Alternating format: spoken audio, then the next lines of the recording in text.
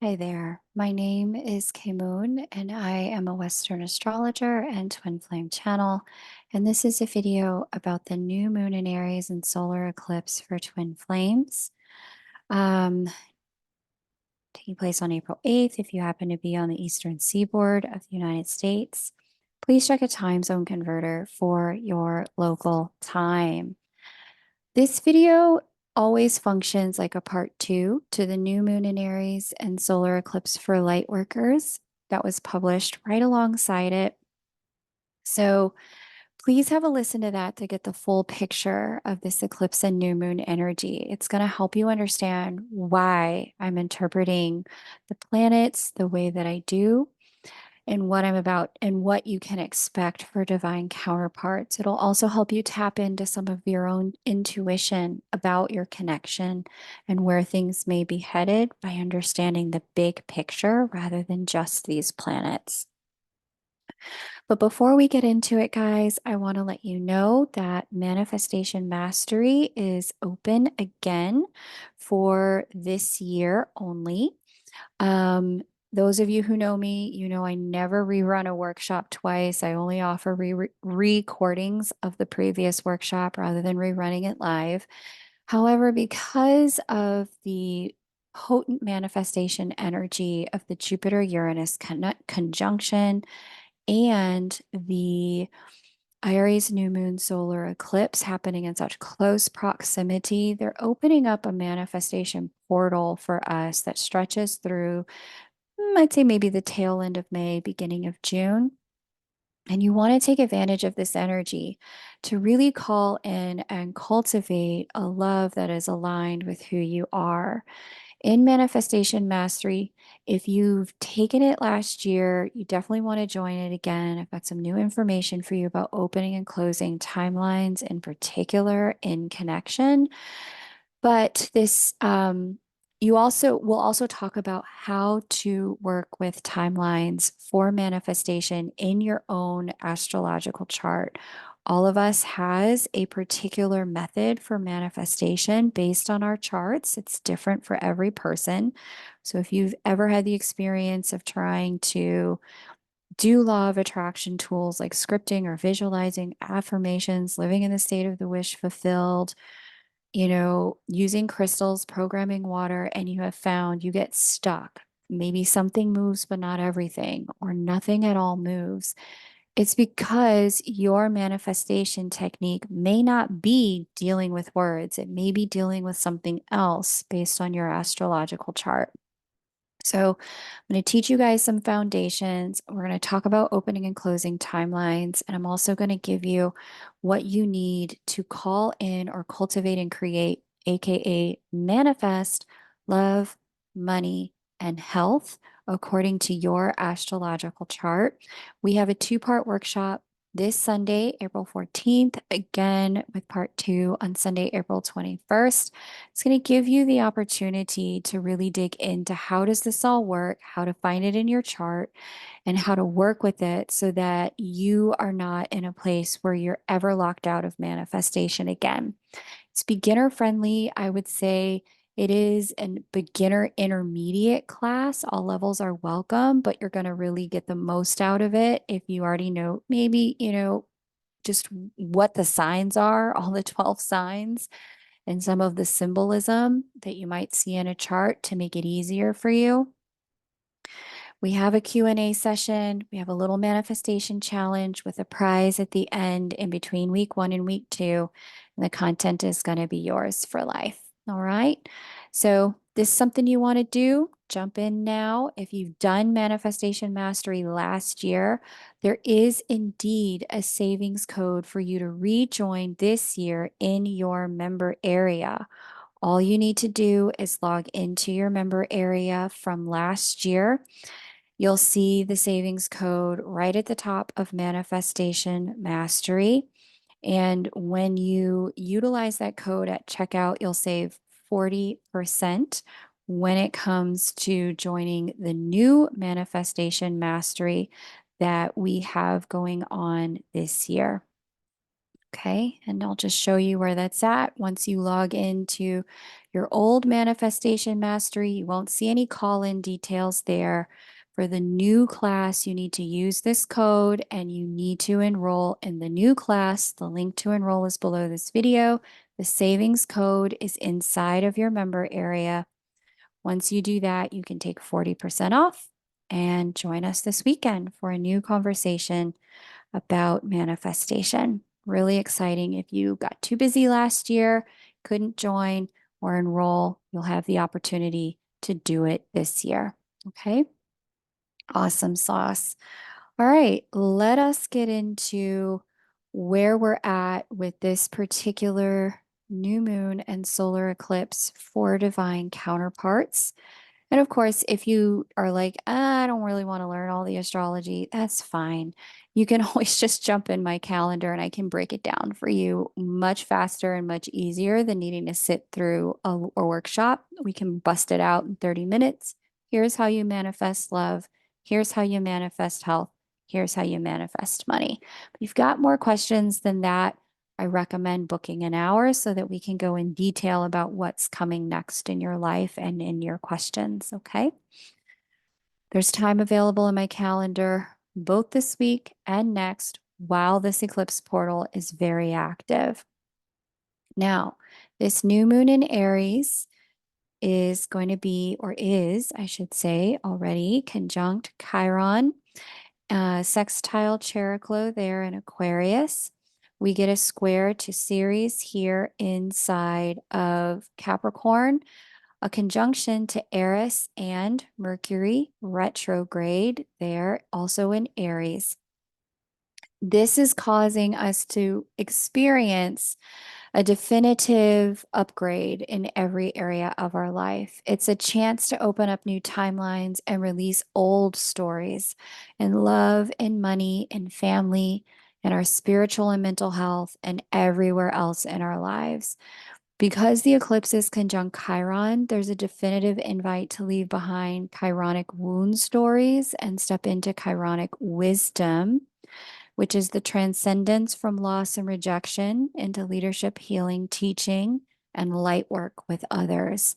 The Mercury retrograde is what's expanding that access to newness by inviting us to release overthinking and beginning to see what's right and perfect about what we've been through now that we are in this new territory, this new energy, and release attachment with identifying with what's insufficient or not enough.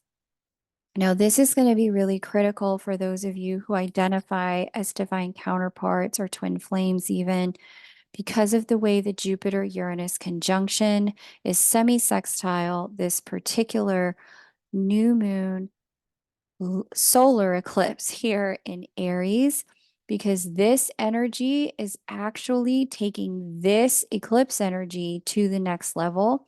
And it's all happening inside of the divine masculine energetic fields. There's a heightened energy here for divine masculine energy.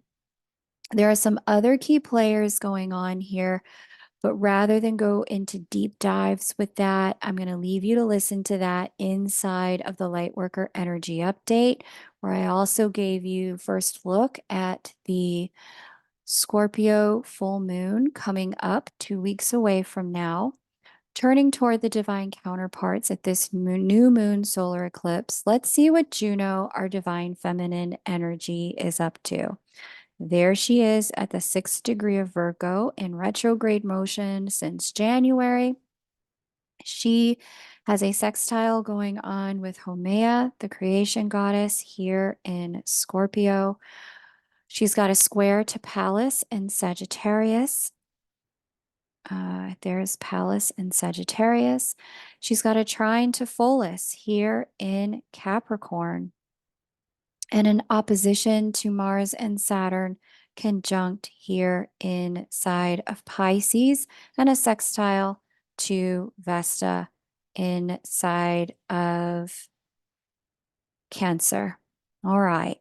Generally speaking, in the divine feminine energetic fields, if you happen to be occupying more exclusively divine feminine energy, meaning your movement through life at this point in your journey is a recognition and identification as I am a divine feminine and someone else is a divine masculine, meaning there's no balanced DM and DF energy here. You're going to find that this new moon and eclipse energy opens up a death and then a renewal energy in your connection, where you can definitively tell that one chapter of the connection is over and a new chapter of the connection is underway and writing itself. Now, this can mean many different things. Some of you are coming into more solidified union in very obvious ways, and some of you not so obvious ways that may look nothing like union to your conscious mind. However, your superconscious, your subconscious, and the collective conscious will get you there if you just keep going. Each person's pathway is going to be very personal, and there are some channeled messages coming out about this as we get into the second half of April, beginning of May. So stay tuned. I'm being primed with those messages now because as Juno finishes her retrograde that began back in January, which fully completes this union window that we had from January 2022 through January 2024, extended these last 90 days because of the position of Juno retrograde in harmony with Jupiter's position here in Taurus. She's the faster moving heavenly body. So she opens and closes union window energies. Jupiter actually holds the container for it, but she's the one that opens and closes it because she moves so much faster.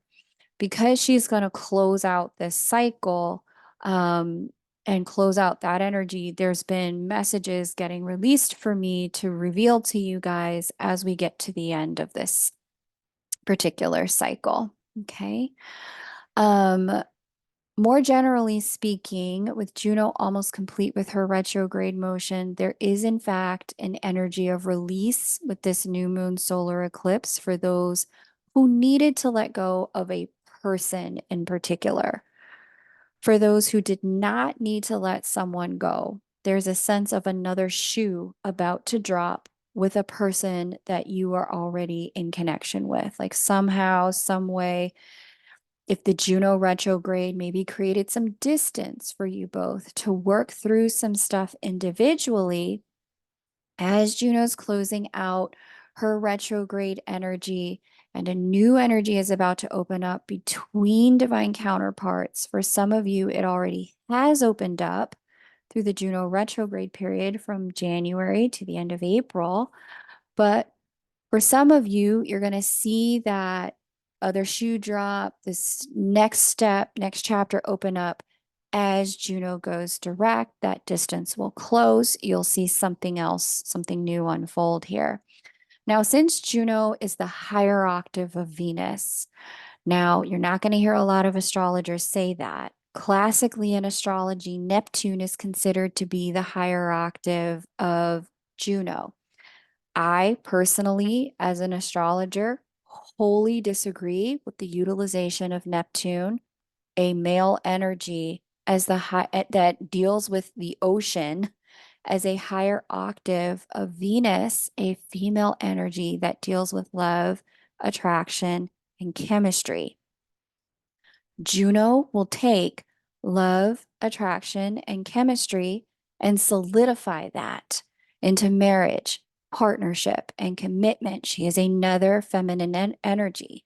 She is the erased wife of Jupiter, the divine masculine energy, the god of Mount Olympus.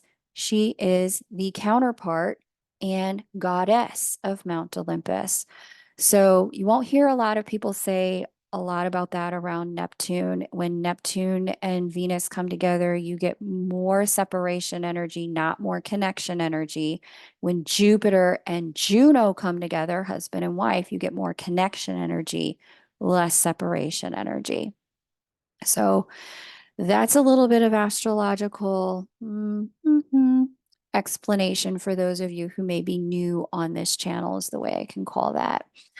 But since Juno is the higher octave of Venus, we get to see some of the similar impacts of a Venus retrograde during a Juno retrograde. Things that were one way before the retrograde, they can be different during the retrograde. They have the potential of being a third or different way, or going back to the initial way after Juno goes direct. She's about to go direct on April 21st. Everything that applies during a Venus retrograde also applies here during a Juno retrograde, but with greater intensity. Breakups that happen during the retrograde do not always stay broken up. Get togethers that got together during the retrograde do not always stay together. The retrograde is a time for the refinement of values, needs, and desires when it comes to romantic connections. But specifically during a Juno retrograde, we get the refinement of boundaries, commitments, and the definition of the partnership during a Juno retrograde. Well, we'll get to more of this when we get to the next lunation, the full moon in Scorpio, in a couple of weeks, which will mark the end of the Juno retrograde, which, by the way, is full of some resurrection energy, closure, and then resurrection. So do not be surprised if you hear from people from your past between now and then. The sky has a ton of energy for that this year and in this time period in particular, especially as Mercury is going to retrograde conjunct the North Node. It's opening up a communication portal for a lot of people. Now, with Juno speaking to the specific heavenly body she is speaking with, there is an interpretation here about repressed action. She is retrograde rather than moving forward in action. She's moving inward. Okay. So too is Pholus, so too is creation goddess. There is a lot of energy here that is pulling and dialing back rather than moving forward in the divine feminine energetic fields. This reads as a wanting to reach out, a wanting to move forward, a wanting to take an action, and it's being halted by either some overthinking or wanting to be sure. There is also an interpretation about seeing some discrepancies about what's true and not true. There can be a lack of clarity about some double-mindedness or some double speak going on in connection that can make it very challenging to land things in a settled manner for those who identify in some level of separation with a counterpart. Now, what's interesting about this is we do have what looks like a T-square. So I will show you guys that. Here we go. Here's Juno, opposite Saturn, Mars. Both of those energies square Pallas. We get this T-square formation that is assisting our divine feminine energy, or anyone who identifies in some form of exclusive divine feminine energy, in clarifying what's my mirror? What is it in the way that counterpart is treating the connection or the current shape of the connection that's mirroring where my growth is? And the mirror here is in the sign of Gemini. We get duality here. We get twos here, doubleness here. We get the opportunity to look across and see self. Okay. It could be mirroring your own double-mindedness about the connection and where it's headed. Maybe you're not single-minded or clear about what's happening. You're not decided in your own heart. Could be a double-mindedness about what you want in your career, about where you want to go in your living situation, etc. It could also mirror your own need, because Gemini here also represents communication. It could mirror your own need to step into and close a communication gap with your counterpart and allow yourself to be seen and known.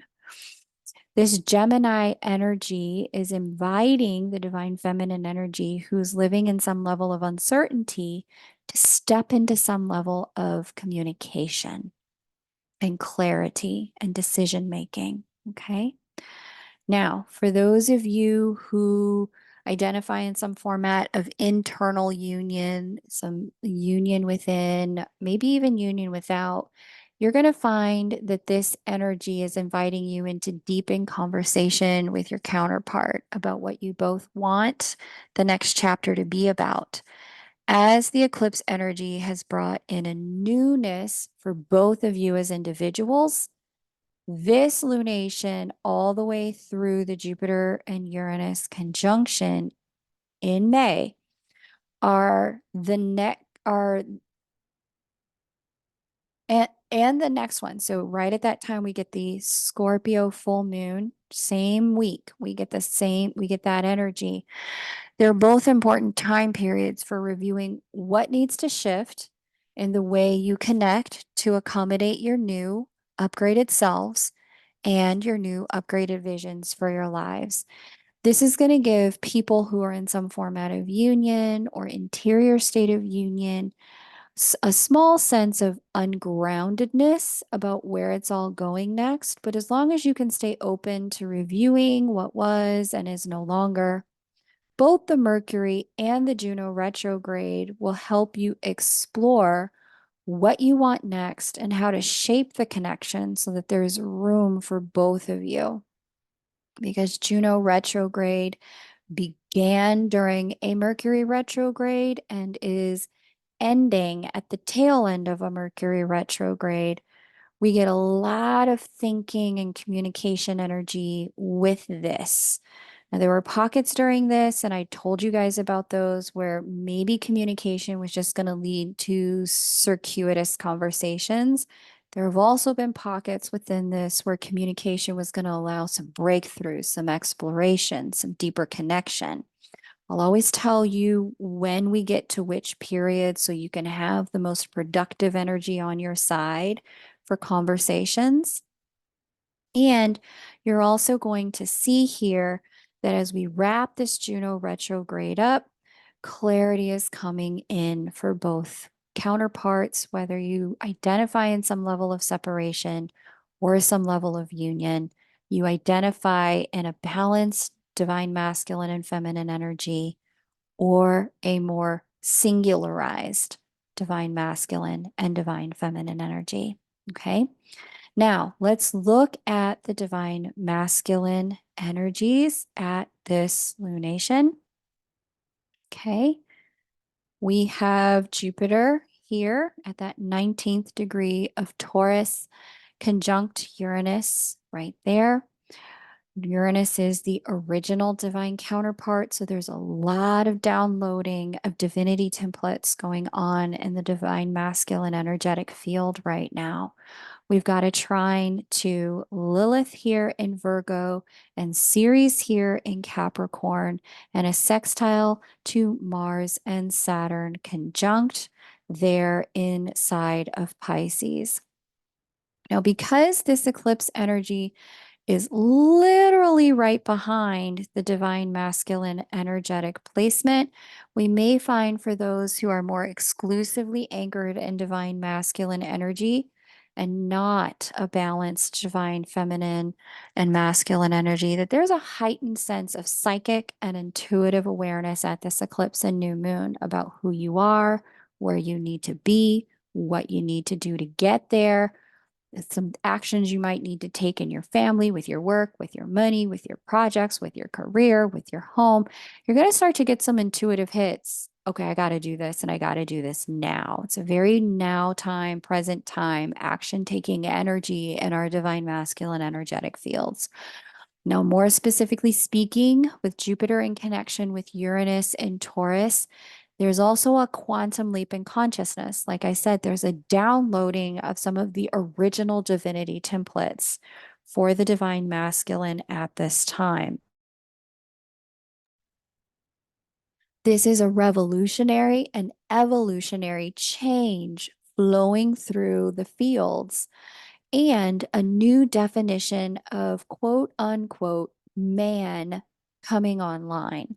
I'm going to share more about this in the channeled messages coming for twin flames, but it's really important with this energy. If you are occupying more of the divine masculine energy in your connection at this time, where you identify as whether or not you identify in union or separation, very important to give yourself permission to change, to not be the same person you've always been.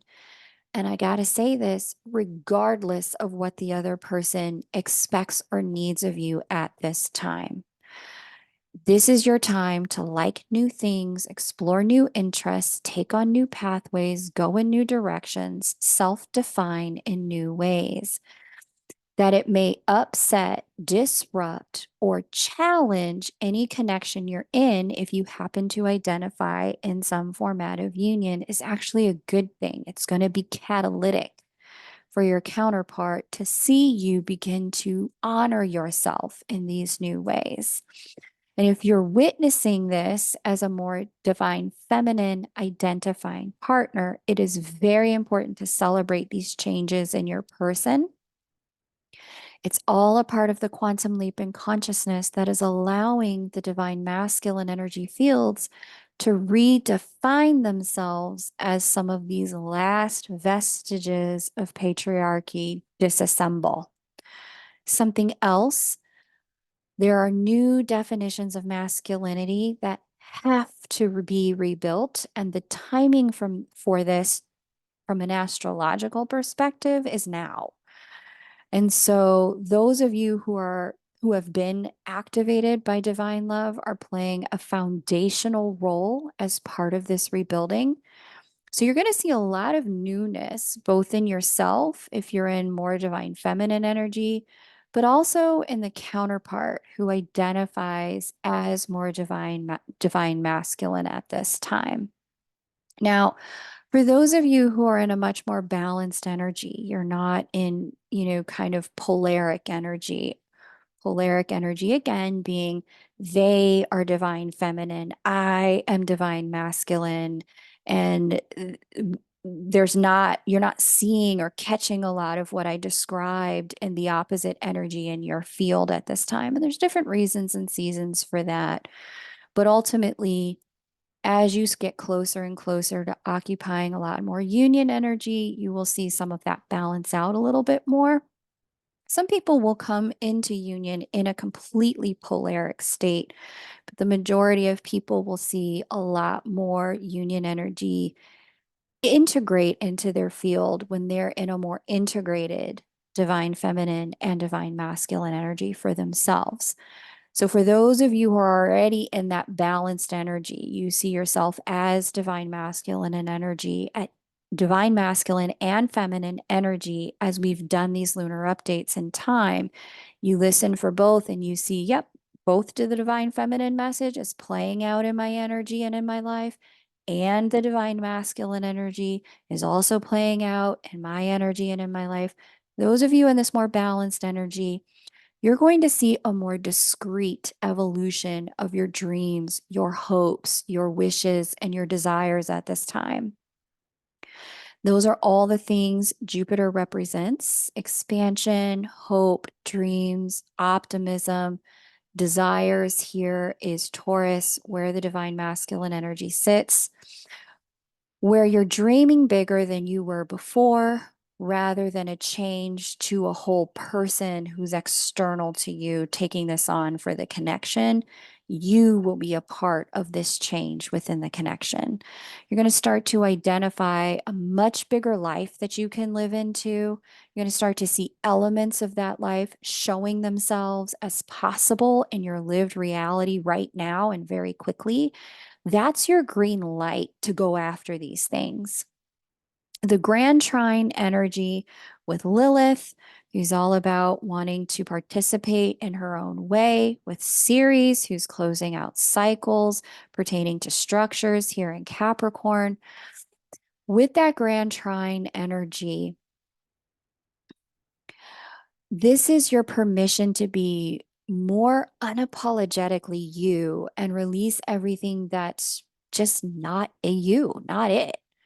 Whether it's ways of working or serving or making money, but those three in particular, Taurus is the money, Cap is the work, Virgo is the service. You're going to see that you are being guided to really release some of those older templates for money, work, and service,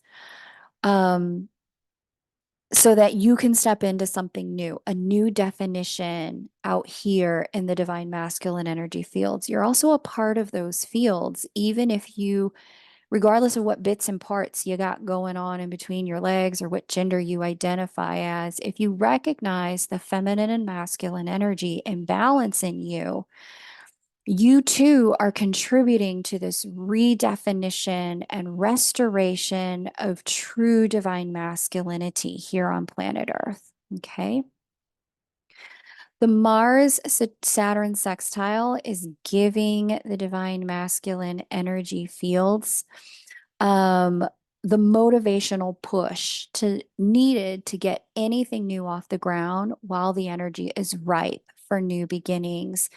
All of April, all of May, this is the time. Okay, it's a portal that's opened up, not just an eclipse day. All in all, this is extraordinarily very healing and restorative as a moment in time for both divine masculine and divine feminine in the third dimension. Okay, for each of you to be yourself more fully. Divine feminine energy is making itself more known in the fields. Divine masculine energy is stepping into a redefinition of quote unquote masculinity. Whether you identify yourself in some format of union or some format of separation, you're going to find that this energy is taking place for you in a way that is aligned for your particular connection. Okay. Now, for those of you in union, you're really going to find in particular that this period is going to stretch your definition of connection to accommodate the new energy that you're both inhabiting. The growth here, if this is a newer union, is to not let this newness need to default to separation. If you've been in union for a long time, the growth here is about allowing yourself to see your partner through completely new eyes, not needing them to be who they always were. Like, I thought you always did this, or you always wanted that, or you always need this. If they start expressing something completely new during this season, that's a good thing. Explore it, get curious about it, release any attachment to who they used to be, and allow this newness to cascade in. Because as I mentioned earlier, it's in the divine masculine energy fields that we have container. It's in the divine feminine energy fields at this time that we have movement into the alignment for union. Okay.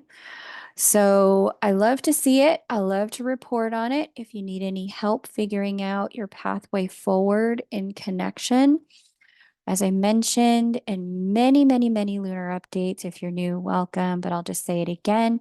The access point as we move into this next season before the next union window opens for all of us collectively is in the sign of Aries in your individual chart.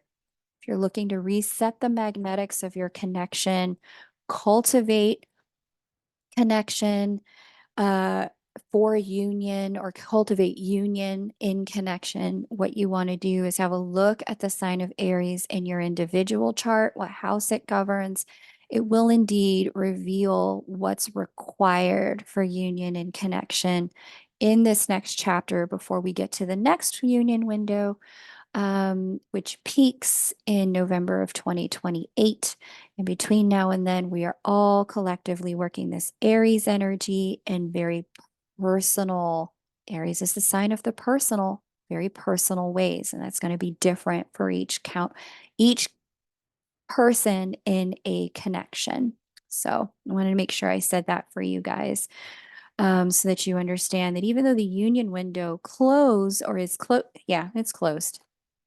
We are now in this season where union is going to be more cultivated or accessible through the sign of Aries in your chart, taking on Aries traits, behaviors, and actions in the house that Aries governs in your individual chart. If you want to have a look at that, jump on my calendar, room this week and next week. This is a potent time for manifestation. And if you really want to get deeper into understanding the astrology so that you can do this for yourself, join me in Manifestation Mastery. It's my honor and pleasure to teach it so that you have the tools for yourself going forward. Okay. Really exciting stuff. And I look forward to seeing you either this weekend for Manifestation Mastery or in my calendar for a private reading or at the next lunar update. Thanks, guys. Take great care and bye for now.